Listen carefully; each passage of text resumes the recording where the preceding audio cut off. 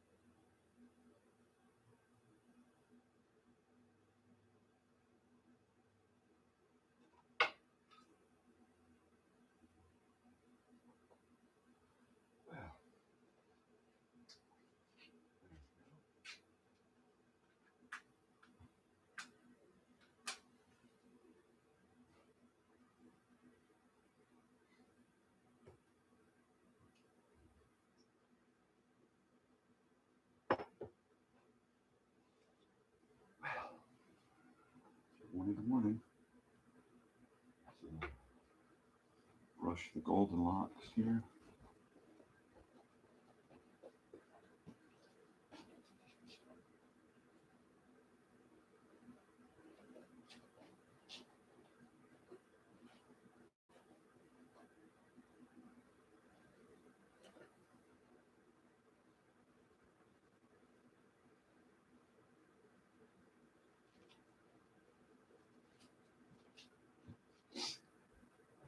Wow. How are y'all this morning? I'm about ready for coffee.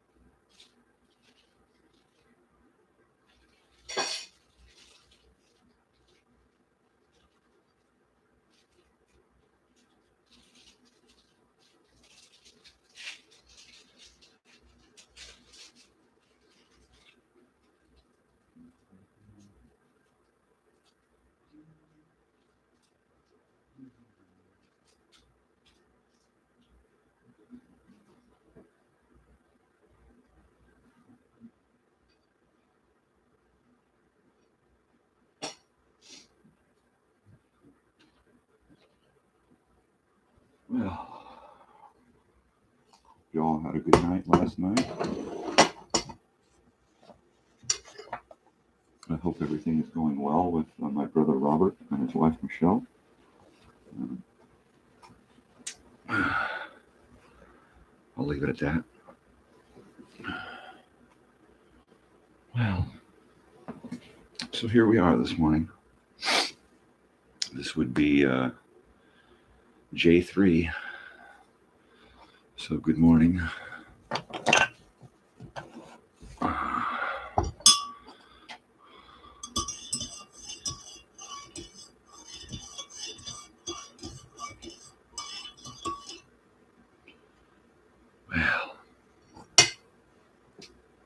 let's get a little closer this morning here. So I have my copy. Do you have yours? I'd share, but it's kind of a tough one. And I'll share a swallow with you.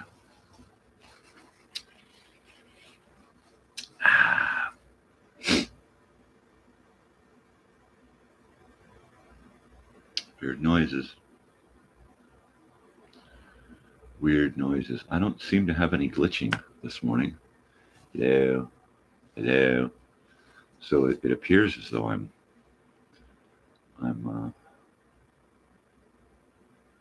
nominal 5x5. It's all good. Ah, yeah. I had some good coffee this morning. Yes. Yes. Okay. So it's Wednesday morning. So y'all know what that means if you've been paying attention. That means Old Time Radio Wednesday. We're going to listen to a radio show. I'm going to say that my good old YouTube algorithm is going to allow me to play this one. I'm trying to play stuff that's pretty obscure. So hopefully we'll get away with it. If anyone comes in and you can't hear anything, well, please let me know. At some point, YouTube will let me know if I have infringed on anyone's copyright. But I'm going to say that Captain Midnight is probably a go.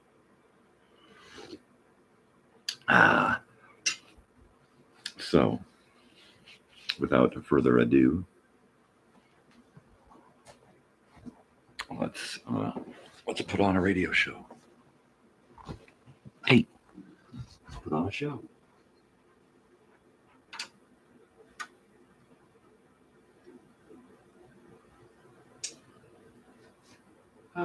Good old Captain Midnight. Captain Midnight was a George Garabedian production.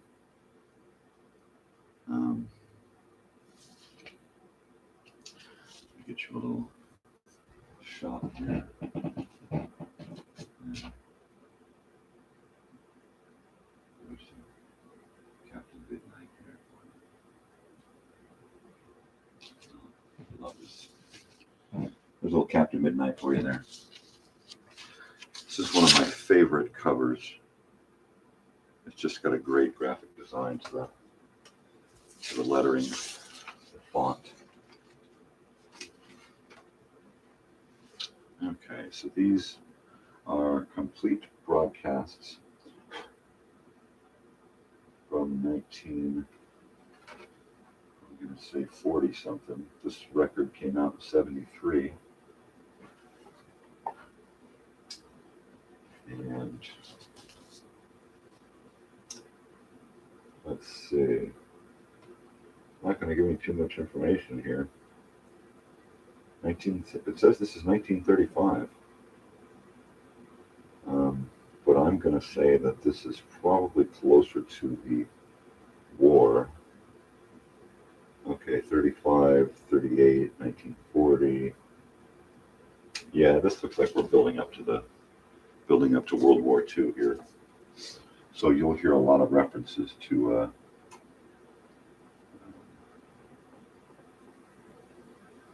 probably the third axis and that kind of stuff.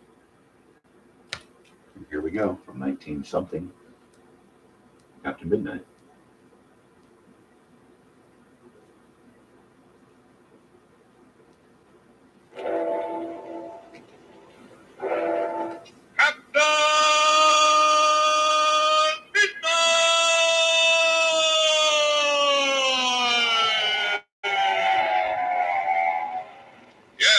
After Midnight, brought to you every day, Monday through Friday, with the makers of Ovaltine, the world-famous food drink.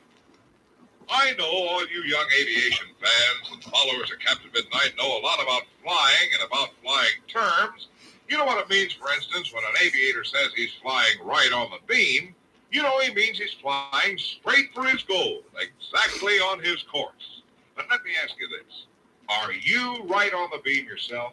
Are you getting where you want to go as fast as you can? Now, I'm talking about your health, your weight, your height. Are you getting stronger and huskier every day with more pep and ginger? Are you becoming more popular with your friends? Pep and ginger. Well, here's what thousands of smart young fellas and girls are doing to keep themselves headed in the right direction. They're drinking Ovaltine regularly, every day. You see, Ovaltine brings you vitamins and minerals, other things you need to keep yourself right on the beam. Food substances you often don't get enough of in ordinary meals. So if you want to keep racing along on your course, right on the beam like a high-speed plane, you just start drinking sweet chocolate-flavored Ovaltine 2 or 3 times a day. You'll like it. You really go for its taste. You'll say it's the most delicious way in the world to get the things you need to make yourself bigger and stronger and huskier. But now, don't put it Huskier. on. Get a jar of sweet chocolate-flavored I think America has Ovaltine enough husky now. and start drinking it right away. And say, fellas and girls, be sure to have pencil and paper ready right after tonight's adventure, when we'll have another big secret squadron signal session. And now, on with the action-packed adventure, the jewels of the Queen of Sheba, with Captain Midnight and the Secret Squadron. Yesterday, Captain Midnight, by means of the pocket locator, ordered Icky, Joyce, and Andy Maxon to continue toward Lake Tohiba in spite of the mysterious plane that was following them. But he asked them to keep him posted every few minutes. Now they're nearing Lake Tohiba, and Andy Maxon at the controls is trying evasive tactics again. I'll give that fourth credit. And I'd give my left arm to know who's at the controls. Wait, maybe it's Sanssouci, Andy. No, that flyover who couldn't fly a kite. But it could be the other one, the face in the window, the one who posed as the chauffeur. Yeah. But whoever it is, Andy, I'll bet one thing. It has some connection with these Arbubastis. If I ever find out that's the guy who shot up my nice little amphib at Cairo, I'll fix his clock good. Not with this plane, you won't, Andy. We're more or less at his mercy. The only armor we got is our pistols. Now, I know it. He's got more speed than we got, too, and there's nothing I can do about it. We had some clouds. In this country, there just ain't such a thing as clouds. Well, it won't be long now. According to my calculations, we should be seeing Lake Tohiba any time now. Precious minutes pass, and as the plane nears Lake Tohiba, Captain Midnight and Chuck wait anxiously along the shore. It ought to be due any time, Captain. Well, they might have struck a slight headwind. No need to worry yet, Chuck. We heard from them just a few minutes ago on the pocket locator. Gosh, it sure will be good to see Icky and Joyce again. Yeah. This is the longest we've been separated in quite a while. Yes, it is, at that. Captain, Yes, Chuck? that ring, do you mind if I look at it? Why, no, of course not. I got a glimpse of it before, but not a good one. Well, it has such a fabulous history that I've almost been afraid to ask. Yes, I know what you mean. It is a fabulous ring. You feel that the instant you look at it.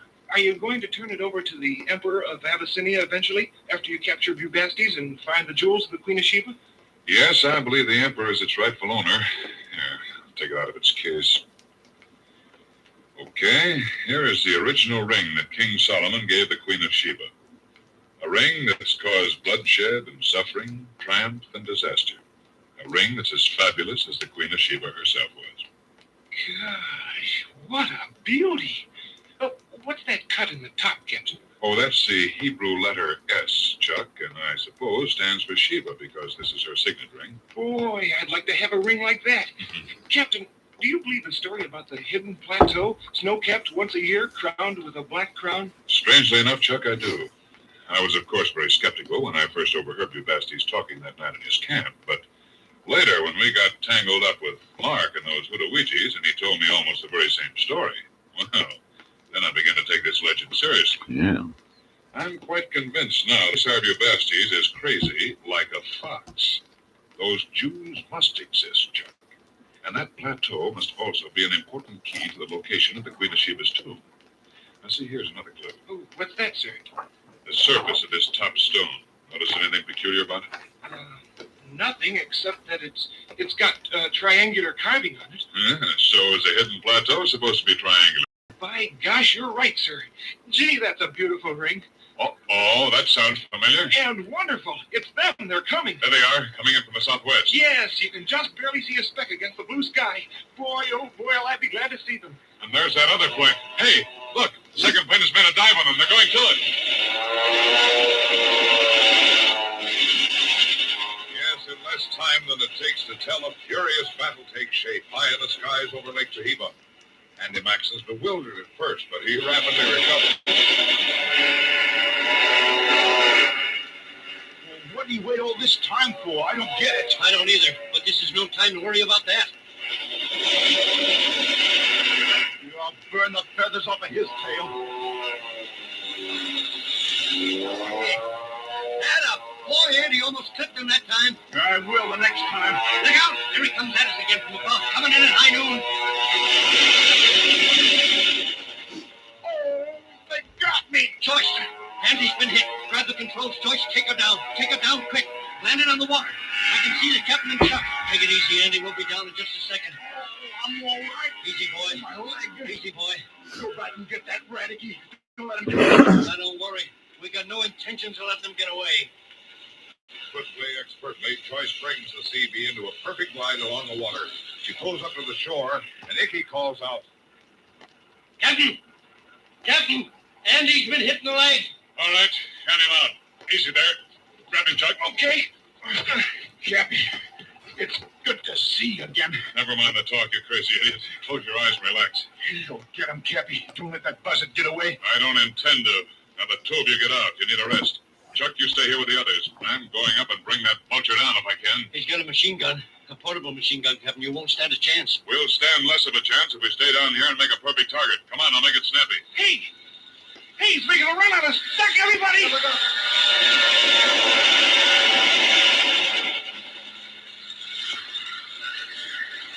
Everybody all right? Nobody else hit? Good.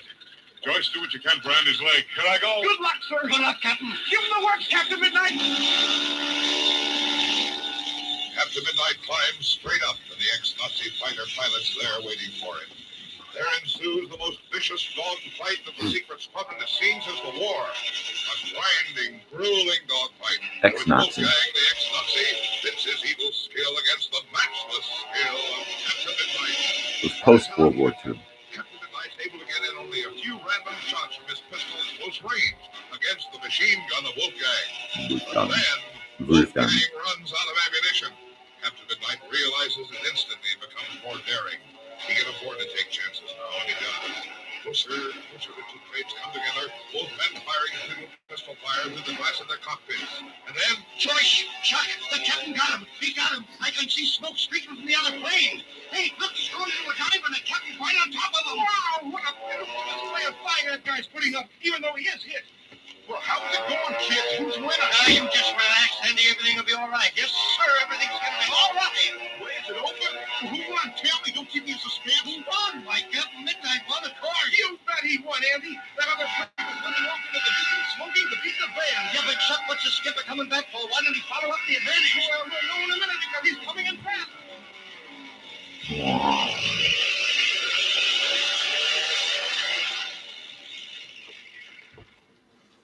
What happened, sir? engine been acting up. Ready to twist? How you feeling now, Andy? Cappy, you old country. This ain't one on me, coming in a cripple when I had it in mind to be of assistance to you. You'll be plenty of assistance, Andy. It's doggone good to lay eyes on your ugly frame again after all these years. Too many years, hey, Cappy? My golly, you ain't changed a bit. Thanks, Andy, and the same goes for you. Come on now, lie back and let me look at that leg of yours. That's the first order of business. Captain Midnight examines the wound, finds that the bullet has gone completely through the fleshy part of Andy Maxon's cap. While painful, the wound is not serious. And later that evening, after both groups have caught up on all the news, Captain Midnight gets to another order of business, that of the precious ring of the Queen of Sheep. That's the story of this ring that I'm about to show you.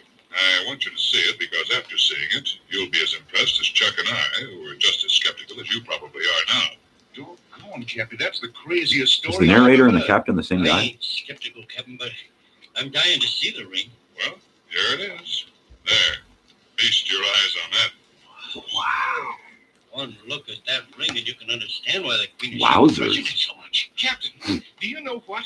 I think that ring, I mean a reasonable copy of it, would make a wonderful souvenir for all the members of the secret squadron. No way. Say, that's not a bad suggestion, Chuck. In fact, it's mighty good. Do you really think so? Gosh, did I have a good idea? Thousands of faces would light up if they could have a ring something like this. As a matter of fact, Chuck, the more I think of it, the more I like the idea. Not merely for its sentimental value, but for other reasons. Well, what do you mean, sir?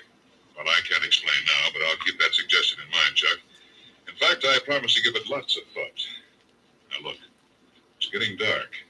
I want you all to Lots notice of something. thought. Remember my telling you that the hidden plateau would turn white 1 week out of the year? Yes. And that week would come in the springtime. It would be in its fourth phase, and according to the legend, the ring would, at that 1 week of the year, emit a greenish glow. Yeah. Well, are my eyes deceiving me, or is that ring sparkling green right now? Wowzers. He's been such. Well, I'll be dogged. I'll be It does have a dogged. greeny sparkle to it. I didn't notice until this It's afternoon. got a sparkle there, Days ago, Captain. its sparkle was of another color entirely. Fellas, this means the time has come that the hidden plateau can be plainly seen from the air. Yeah. It will be entirely white for 1 short week. And that's why Ace Arbubastes needed the ring so much, so he could tell just when the hidden plateau would be easily visible from the air. Yes, but we haven't any to lose. If that plane got back to Addis Ababa or any place from where the pilot could contact Ace Arbubastes, we'll have that gang of cutthroats on our trail in no time. Even if he doesn't make it, we haven't much time. We've got to get our plane repaired so we can get up in the air and find that plateau before that week is up. Yeah. There we'll find the tomb of the Queen of Sheba. Success at hand. The time one element, Ace Arbubastes another. Will the legend of the ring prove to be true? Will the secret squadron actually find the hidden white cap plateau? Don't miss Monday's thrill-packed adventure, the Double Cross. What we need is a 5-minute commercial. Now tonight, we have a thrilling secret code message from Captain Midnight and the new 1948 secret code.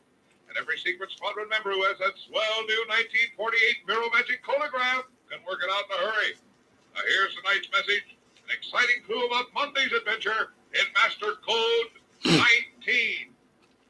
Oh, First word. 5. 19.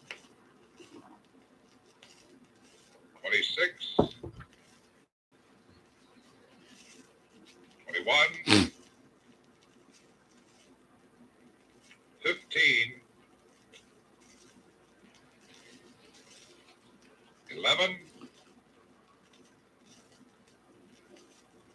3. 12. 20.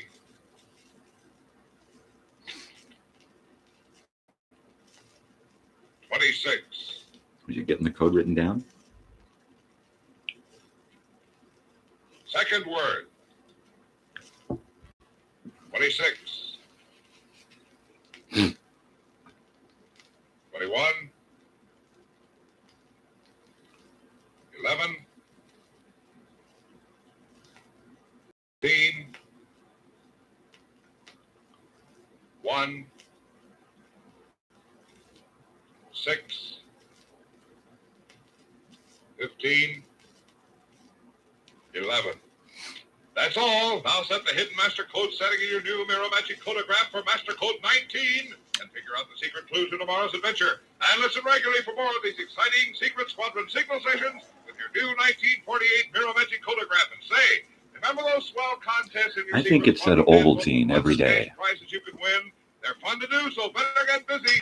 Enter those contests right away. Look on page 12 in your Secret Squadron handbook for the contest rules. Send an Ovaltine label with your entry. Don't forget that Ovaltine label as it says in the rules, because without the Ovaltine label, you can't win one of those swell cash prizes. There you Get out go. your Secret Squadron handbook, get your entries in right away. Now, Cash if you prize. sent in for a codograph and it hasn't come, you don't worry. Your codograph should be on its way in a few more days. Codograph. Tune in Monday, same time, same station, you Captain Midnight. Until then, this is your Ovaltine announcer, Tom Moore, saying goodbye and happy landing.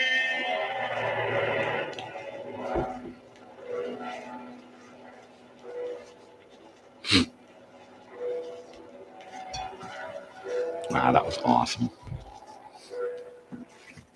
This program came to you from Chicago. Stay tuned now for Tom Mix, which follows in just a moment. Our program was transcribed. This is the Mutual Don Lee Broadcasting System. There you go. Captain Midnight.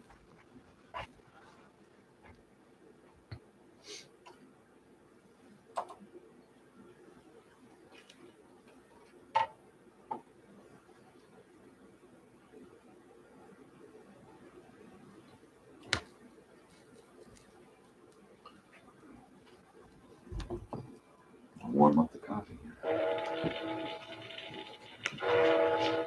Captain Midnight!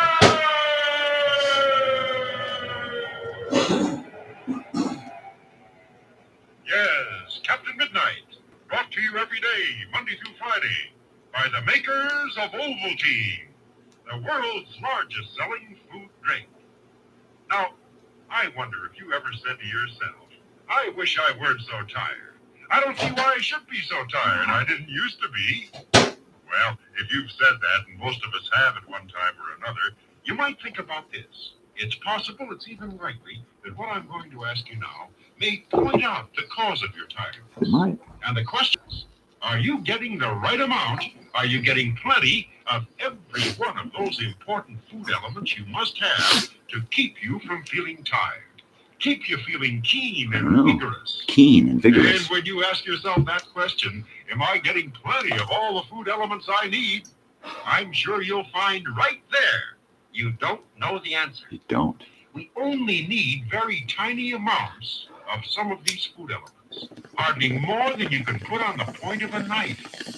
But, and this is the serious thing, if we don't get them, and get them every day, we're bound to be tired, and we can't possibly feel vigorous and full of pep. Nope.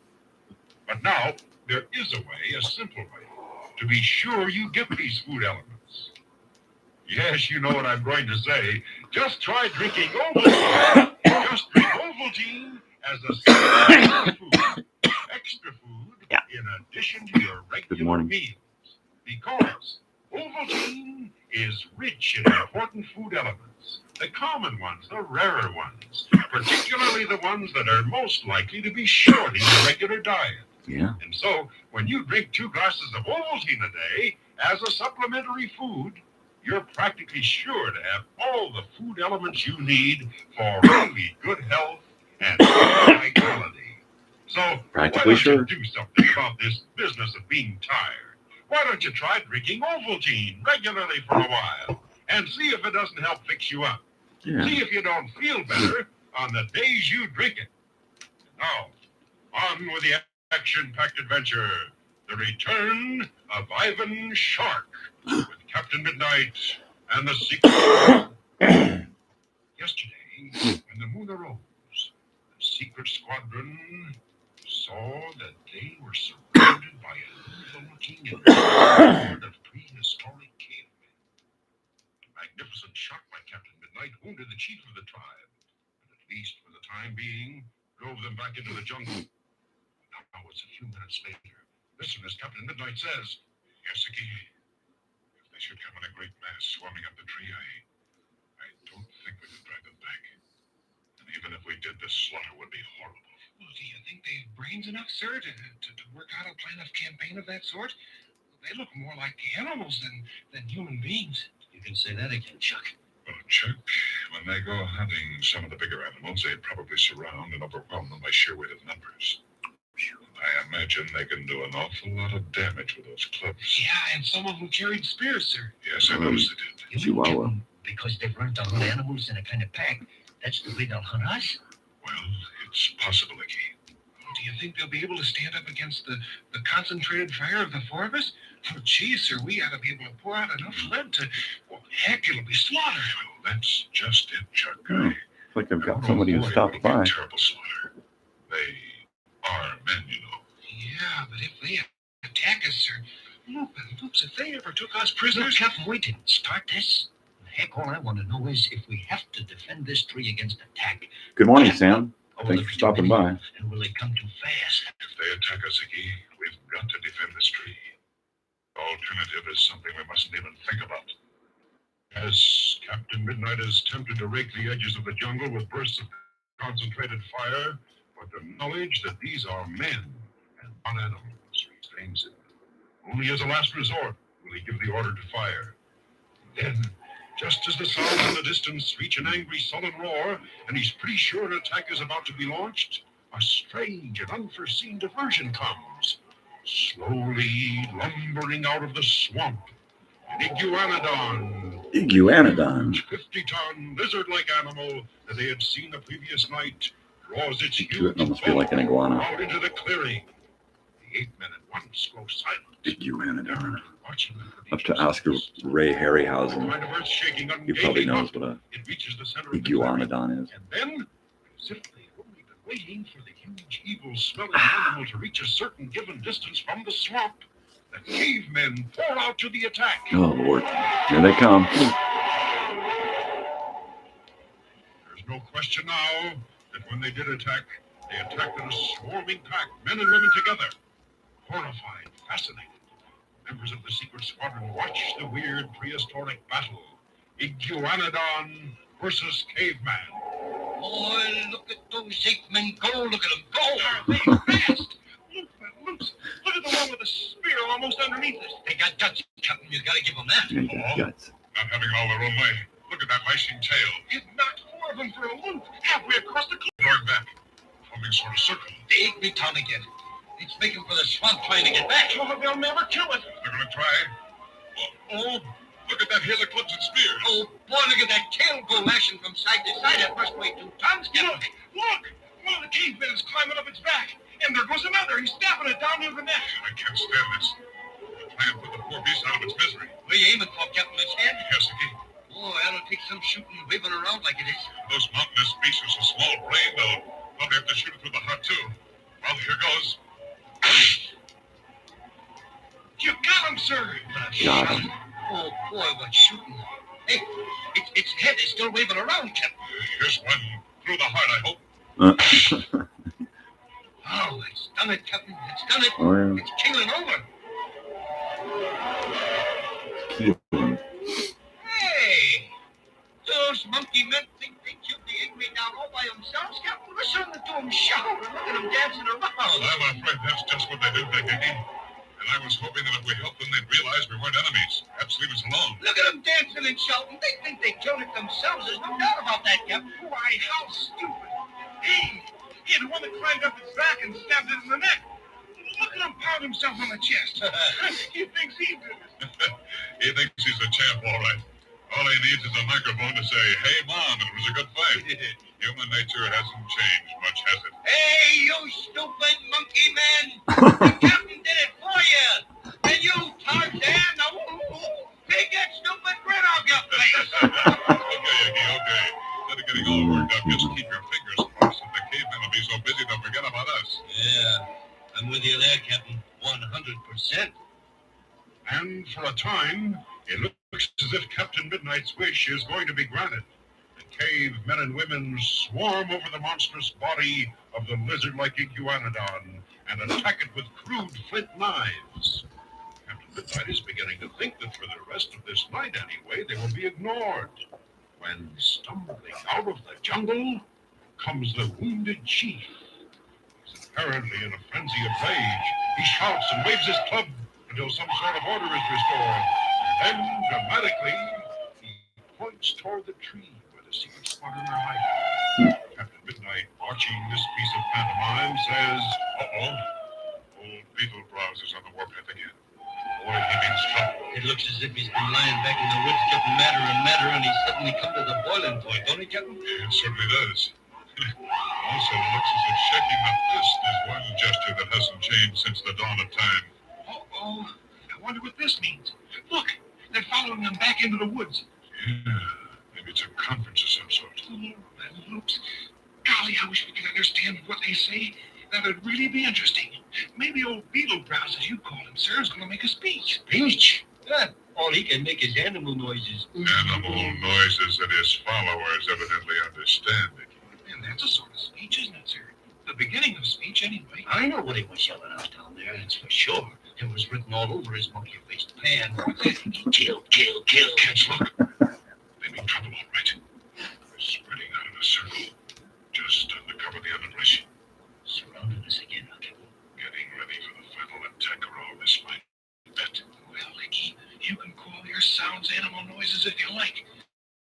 certainly understood what the chief meant and what he wanted, and they're going to carry out his orders.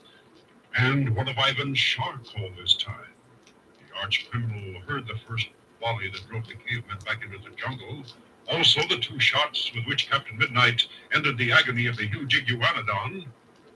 Does he know how close to success his plot has come? Listen. I've never heard that before. Oh, Gardo, what I'd give at this moment to have a huge tank they could drive out there and watch what was going on. I wouldn't feel safe even in a tank, boss. Not with those gorilla-faced statement crawling Yeah. over it. Oh, nonsense. They're very strong, I admit, but not strong enough to tear open a 20-ton tank. Think they're smart up that tree yet, boss? Possibly, Gardo. But I doubt if they started the final attack yet. Firing would be much heavier. Would come in almost continuous volleys. But it does mean the secret squadron has been discovered. And that is the beginning of the end. Ah, sure they've been discovered. When I lays on trail, boss, I lays on trail. And almost give the whole plan away by sticking your stupid head up to get shot at. But 'twasn't me that got shot, boss. It was you. And that was just a lucky one. They must have seen the branches moving at the edge of the clearing or something. It was you blundering around like a dumb ox that attracted their attention, I'm sure of it. You can slip through the underbrush without disturbing a leaf. Oh, now, boss, why pick on me when I done right? To keep you from imagining, even for one instant, Gardo, that you have even half the brain of an imbecile. That's it. That must be it. They're attacking, Gardo. Oh, if I could only be there to lead from the woods. Come on. Go to it, my brave cavemen. My primitive tribe of strong-armed gorillas. Swarm up the trees by 10s, by 20s, by hundreds. Pour over them in an irresistible flood of mighty arms and strong, hairy bodies. On! On to victory! Bad guys never change, huh? And is Shark's analysis of the situation correct?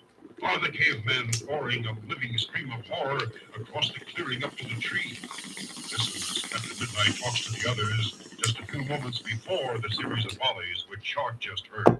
Kids, we saw how the cavemen attacked the iguanodon, swarming out in numbers around and over it. There's little doubt that that's their usual method of overwhelming their enemies.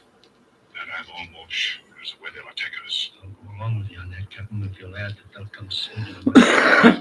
Weigh 100 pounds apiece. Yeah, to say nothing of a few spears. Can't we stop them before they start, sir? There must be some way to do it. Well, I hate to say shoot to kill, yet suppose we fire a couple of volleys over their heads. It might scare them off before they start. It might. If it don't, In that case, there's no harm done. And, well, then we won't have any other alternative. We'll have to mow them down as fast and in as great numbers as possible. and no fooling about it, sir. And no fooling about it, Jerry. Kids, let's give them 3 quick volleys. One over there by that tree that's fallen into the clearing. One over there to the right. One to the left. Fire well above the height of a standing man. Ready? Right, Captain.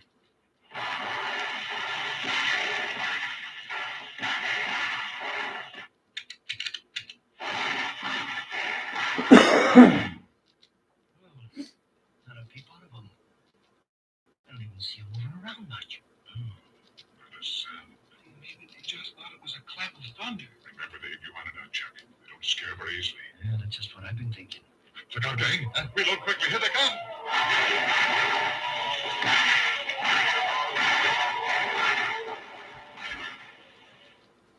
Well, the mass attack of the cavemen has started. Will the secret squadron succeed in driving them back? Or will Ivan Shark's plot succeed? What about Andy Maxson and the rescuing helicopter? Don't miss tomorrow's thrill-packed adventure, The Rescue. In a moment, we'll bring you an exciting glimpse of it. But first, every one of you fellows and girls who's a young adventurer, everyone who likes to fly and fight with Captain Midnight, remember Ovaltine is the drink of adventure lovers the world over. It's a real builder-upper food drink to make you bigger and stronger and huskier and ready for adventure. Ready. And it's a swell-tasting food drink, too. So why not go out to the kitchen now and fix yourself a big, delicious glass full of chocolate-flavored Ovaltine and start enjoying it tonight. Remember, it's the one sure way to show Captain Midnight you like to listen to his adventures on the radio.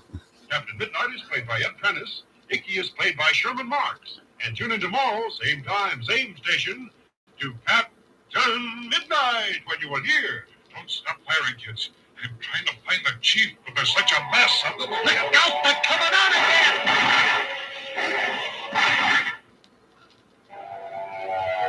Program was transcribed.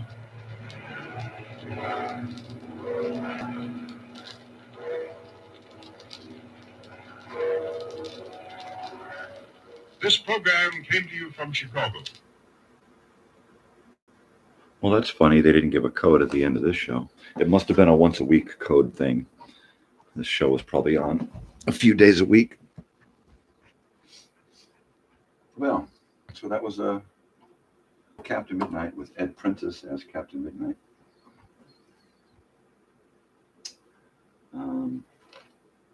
And they're just listed here as adventure number 1 and adventure number 2. And isn't that just special? Well, I hope you enjoyed that one. I certainly enjoyed that one. Captain Midnight was one of my favorites as a child. No, I was not alive in the 30s, 40s, or 50s, but my father was alive in the 50s, and he used to listen to Little Orphan Annie and Captain Midnight and that kind of stuff. And he introduced me to these shows in the early 1970s. There we go. In the early 1970s, when he worked at a radio station on the campus of Pasadena City College. So, let me give you a little, I hope you can hear me okay. I'm going to introduce my stereo system here. It's a mix of old and new, mostly old, but a little bit new, like my turntable here. I had been playing through an LAB 395 realistic turntable. It began to malfunction. The arm counterweight fell off, so it was no longer functioning, and being difficult to get parts, I decided to just move on. So I went and over their website, I went to Audio Technica and I purchased an ATLP 1240 USB direct drive professional turntable. It was approximately $600. Well worth it. It has the balance and anti-skew system here so that I could play just about anything. Even if it's got a lot of jumps and scratches that would normally be a bummer on an older or standard turntable, this one really helps. Most of my collection is 80s and pre-80s. So most of my records have scratches and glitches. So it was very important to have a good turntable to listen to this stuff. And I can't say enough good stuff about this turntable. It's fantastic. It takes you to the next level when you're listening to the stuff, especially new albums. They're just phenomenal. I had been listening to this and my other equipment through an old realistic receiver. I'm going to say ST52B. And I have to actually look at these things to remember what the hell they are. But it started to malfunction on one of the sides. One of the channels wasn't working, and I could only get sound through one of the speakers. I know there's something that has to be done to repair it. At this point, once again, I decided to move on and get something that could keep up with this turntable especially, but my other systems as well. And I went with this this receiver from Sony, and it's the STRC. Oh Lord, my eyes. I'm gonna get a light here.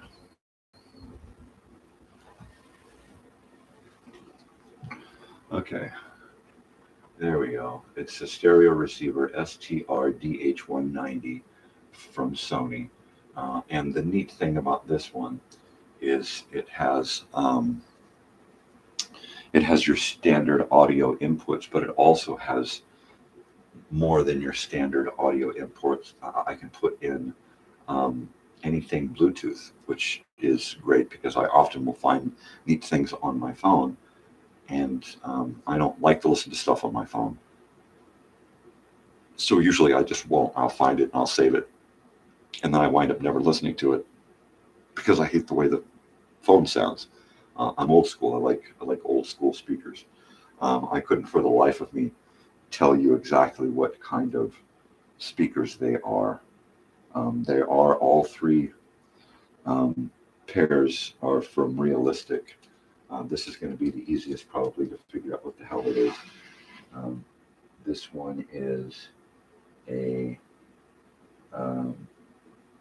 it's a Minimus 0.5 from Realistic.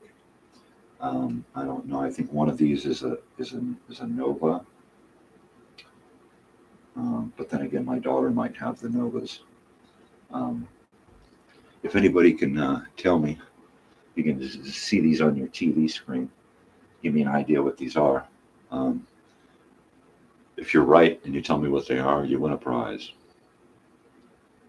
Okay, so now we've got this old Kenwood double stereo cassette deck. It's a KXW 6030. I introduced this into the system just recently. I had my it was a Realistic tape deck. I've got 4 of these Realistic tape decks out there, and I bought that many so that I would have extra parts, and so I would have a model for taking one apart and putting one back together. I could just open up another one and look at it. And I actually did that. I opened one up, used it for parts, and then opened one up, repaired it, and used a third to instruct me on how to put it back together, which was pretty cool. I've got a Panasonic 8-track stereo recorder deck up here. And I don't use that as often as I'd like. I will probably have to get it turned on and see if it needs to be maintained at some point. Now these are my favorites down here. These 2 units down here. I've actually got 3 of these. I've got one in the box in storage. And these, all 3 of them are functioning, and they're functioning beautifully. They're like new. They are my Realistic TR3000. And these reel-to-reel taped recorders. While I didn't have these around as a child, this is the closest I could find to the Sony model that we used to have. It of course had a little cover on the front you could close up, and the front that closed up was the speakers on it, but I didn't want that particular model. I wanted something for a stereo cabinet, something that looks really clean and has a lot of there we go. Something that's got a lot of class. I found these 2 locally. I got a great deal on these 2. The guy had just rebuilt them. He purchased both of these in 1982, I believe, or 81 or 82. They only sold these for about a year or 2 at Radio Shack. In fact, the people that I've talked to about these say that the people that used to work at Radio Shack said that they could never keep these in stock. When they came in, they would be gone just as quick, and then they would sell out the floor model. And then as soon as more would come in, they would sell out. This model, the TR3000 by Realistic, is actually based on the teak model. And if you put them side by side, the only difference is, I believe that their buttons are square on the front here. And there's just a few minor cosmetic differences on the front of the machines. But this is my stereo system. This is what I use. Over here, I've got an RCA, and I've got a Betamax and a VCR here for my the video viewing pleasures. And anyway, this is my world. This is my room. This is where I reside. I'm gonna turn this back off. Yeah, realistic. There we go. That's much more pleasant. Let me turn this guy off as well.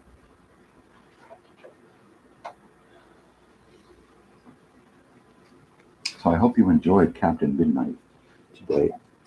I have some more Captain Midnight that we can listen to. There we go. I have some more Captain Midnight that we can listen to on another day. So for now, we'll just kind of enjoy that show. So anyway, I want to say thank you again to Guerrilla Gold Hunters up in British Columbia, Canada, and for Sam for stopping by and saying hi. Really appreciate that. It's not too often that I have a visitor in the morning. Usually it's just me, myself, and I, coffee, and the occasional bong hit, which is fine for me, not for others. But hey, to each his own. That's cool. I can dig it. I can dig it, man. I can totally dig it.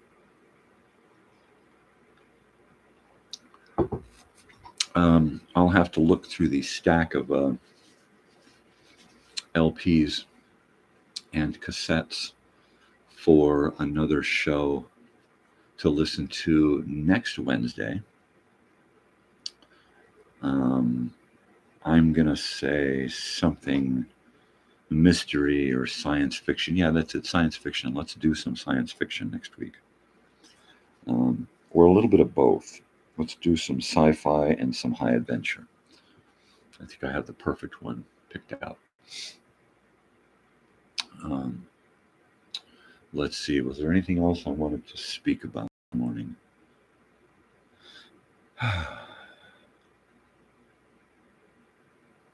No, nothing comes to mind. I'm sure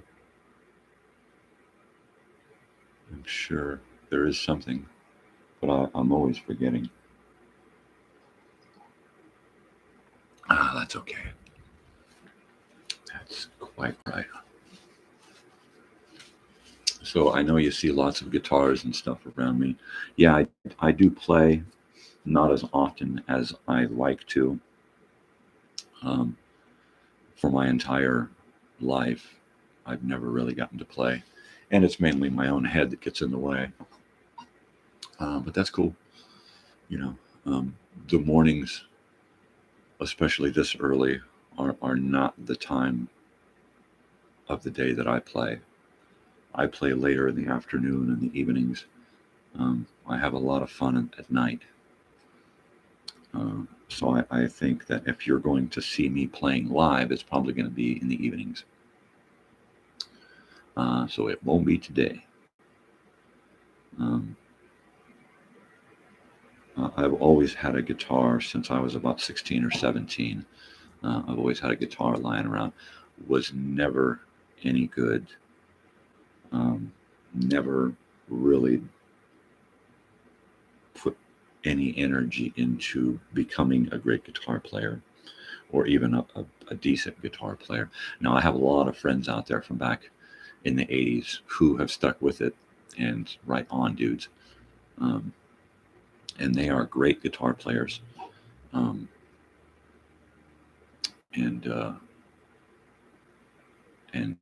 I'm not learning on the guitar. I have no professional learning on the singing. I just kind of do what comes naturally, and try to do something that feels fun, feels good, feels right. So when you do see me play, if you do see me play, if you're watching one of my videos at some point, I'm having fun. You know, I'm just a guy having fun. And that's what I plan to do. And that's what this show's all about, is just hanging out, having a good time. Trying not to worry about the world outside today. Trying to do a little time travel into the past.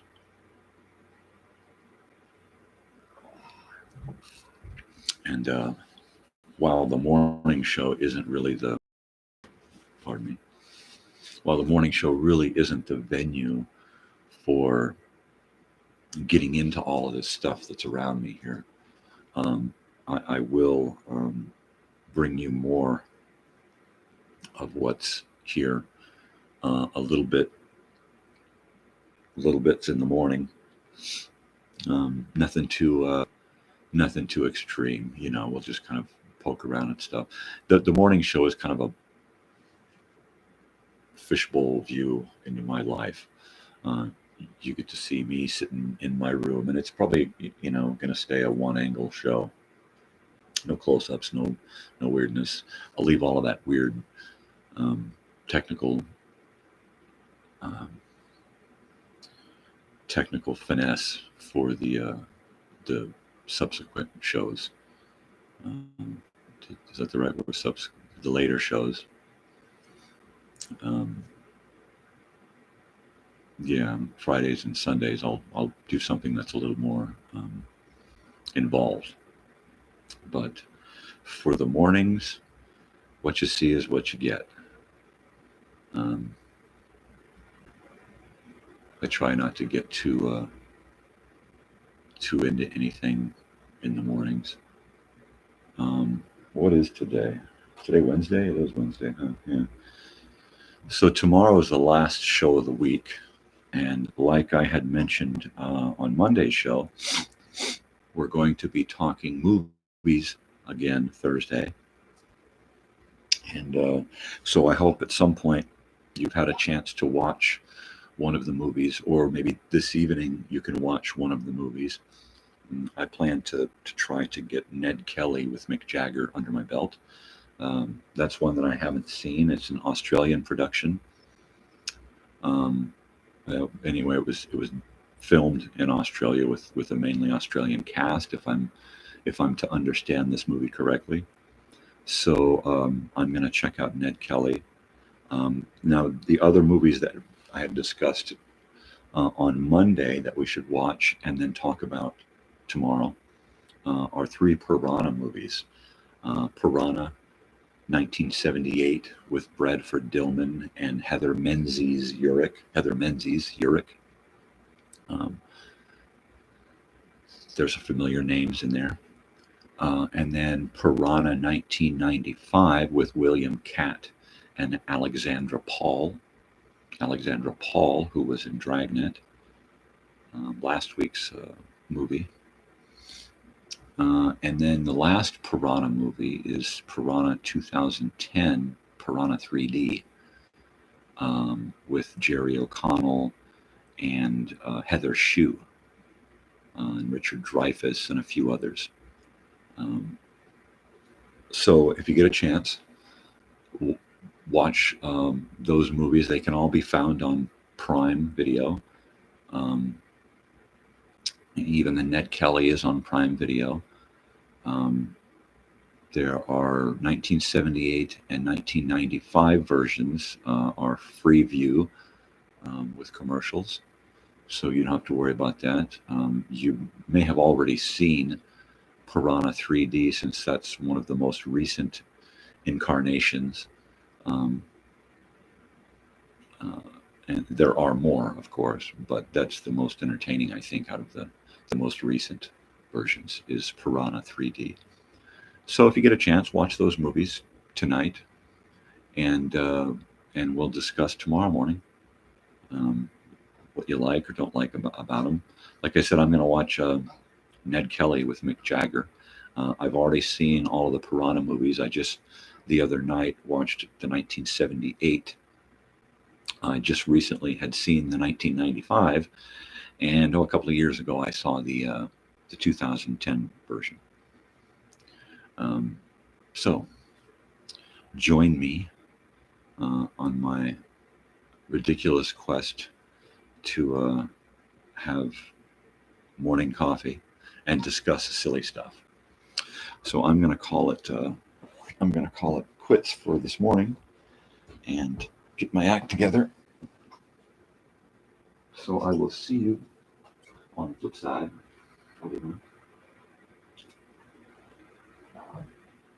And yeah. Good morning, y'all. Have a great day. And I will see you tomorrow morning.